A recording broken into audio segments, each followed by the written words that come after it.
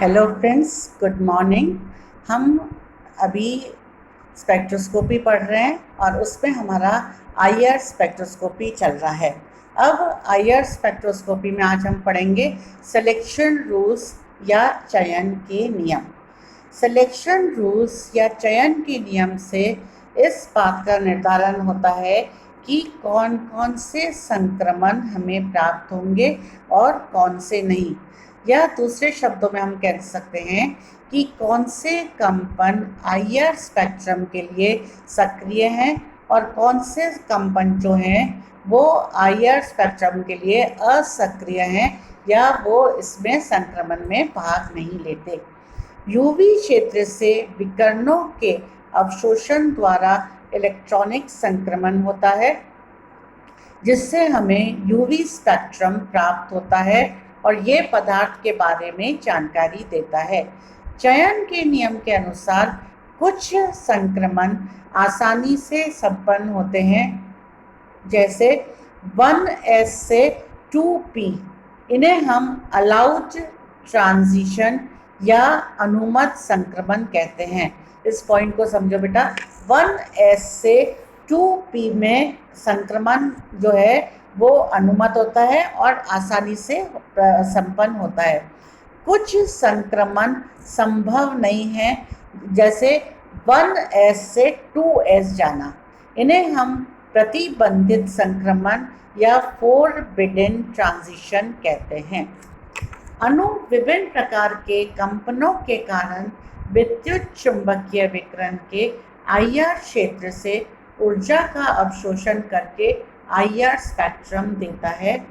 यह तभी संभव है जब अणुओं में स्थायी डाइपोल मोमेंट या द्विध्रुव आघूर्ण उपस्थित हो, या प्रबल अवशोषण बैंड तभी प्राप्त होता है जब मॉलिक्यूल में अणु में डाइपोल मोमेंट, द्विध्रुव आघूर्ण व इलेक्ट्रिक फील्ड विद्युत क्षेत्र में इंटरैक्शन या अंतरक्रिया होती है। अभी हमने कल भी ये पढ़ा था कि वे बंध, जैसे ध्रुवीय बंध जो हैं उनमें आपके जो विद्युत क्षेत्र है और डाइपोल मोमेंट द्विध्रुव आघूर्ण में अंतरक्रिया होती है, जिससे कि प्रबल बैंड प्राप्त होते हैं। यही कारण है कि ध्रुवीय अणु में आईआर स्पेक्ट्रम या आईआर स्पेक्ट्रोस्कोपी अवृत लाल स्पेक्ट्रोस्कोपी अधिक सक्रिय रूप से संपन्न होती है। किसी पदार्थ द्वारा आईआर क्षेत्र से अवशोषण उसमें होने वाले कंपनों की प्रकृति पर निर्भर करता है। यदि कंपन केंद्रीय सममित होते हैं तो आईआर क्षेत्र से अवशोषण नहीं होता। यदि कंपन केंद्रीय असममित होते हैं तो आईआर क्षेत्र से अवशोषण प्राप्त होता है। यही कारण है कि सभी क्रियात्मक समूह आईआर क्षेत्र में अवशोषण देते हैं, क्योंकि इनके कंपन जो हैं वो केंद्रित असममित होते हैं। सममित गुण एक पदार्थ के अणु के लिए ठोस तथा आइसोलेटेड सिस्टम विलगित निकाय में भिन्न भिन्न होते हैं। आईआर स्पेक्ट्रोस्कोपी में विभिन्न कंपन ऊर्जा स्तर के मध्य होता है। यदि कंपन ग्राउंड स्टेट मूल ऊर्जा स्तर से फर्स्ट एक्साइटेड स्टेट प्रथम उत्तेजित अवस्था में होता है तो उसे हम फंडामेंटल बैंड या मूलभूत बैंड कहते हैं। यह तीक्ष्ण प्राप्त होता है।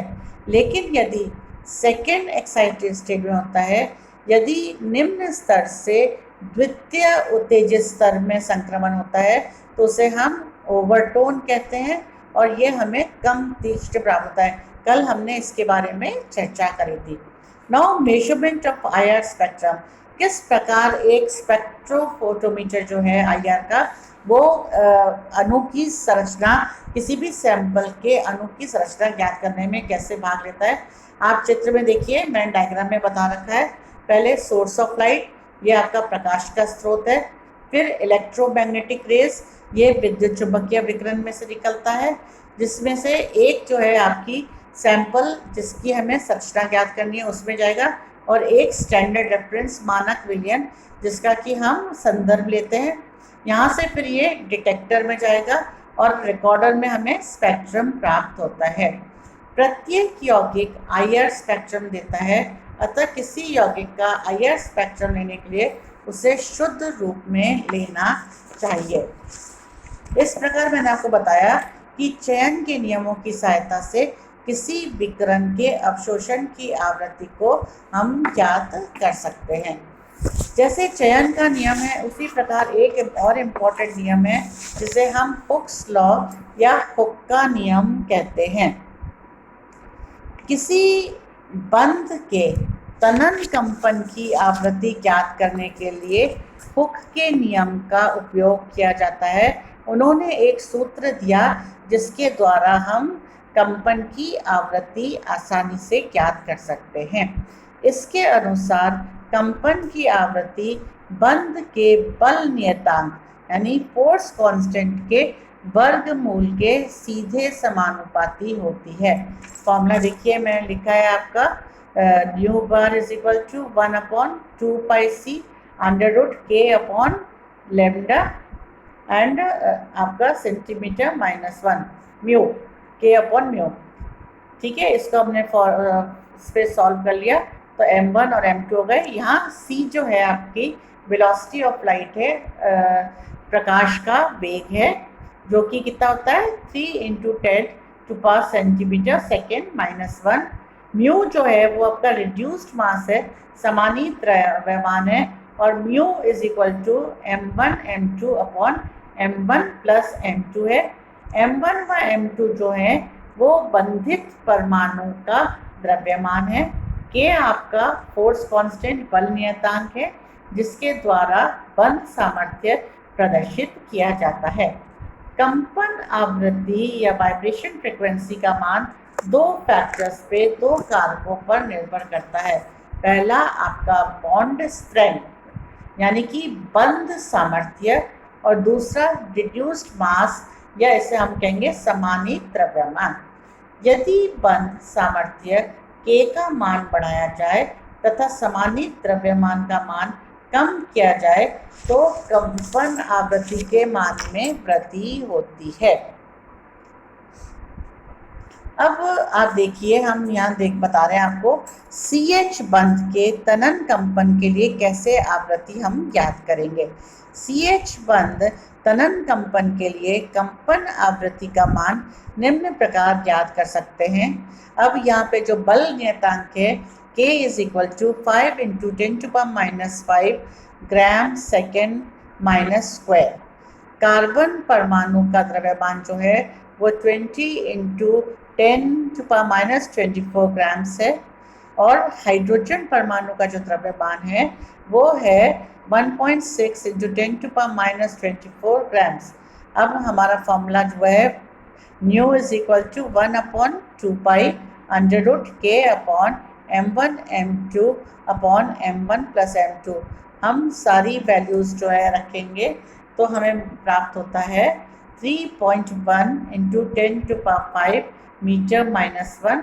और अगर हम इसको तरंग संख्या जो सेंटीमीटर CGS की पद्धति में लिखेंगे तो 3100 जो है सेंटीमीटर -1 आवृत्ति प्राप्त होती है। हुक के नियमानुसार एक केमिकल बॉन्ड या रासायनिक बंध जितना मजबूत होगा उसके तनन में उतनी ही अधिक ऊर्जा की आवश्यकता होगी, because E is equal to h²। अब स्पेक्ट्रम में आवृत्ति का मान भी उच्च होगा। बॉन्डेड एटम्स या बंधित परमाणु का द्रव्यमान अधिक होने पर आवृत्ति के मान में कमी आती है। फॉर एग्जाम्पल, कार्बन कार्बन व कार्बन हाइड्रोजन की बंध ऊर्जा में अधिक अंतर नहीं होता, लेकिन कार्बन हाइड्रोजन का समानीत द्रव्यमान कम होने के कारण इसकी कंपन आवृत्ति 3000 सेंटीमीटर -1 तथा कार्बन कार्बन की आवृत्ति 1200 सेंटीमीटर -1 से अधिक होती है। तो हुक के नियम जो बताता है कि एक बंध जितना मजबूत होगा तनन में उतनी अधिक ऊर्जा की आवश्यकता होगी, और आवृत्ति का मान भी उच्च होगा। तो तनन के मान से, आपके हुक के नियम से और चयन के नियम से हम आवृत्ति ज्ञात कर सकते हैं, जो कि हमें IR स्पेक्ट्रोस्कोपी पढ़ने में मदद देती है। धन्यवाद।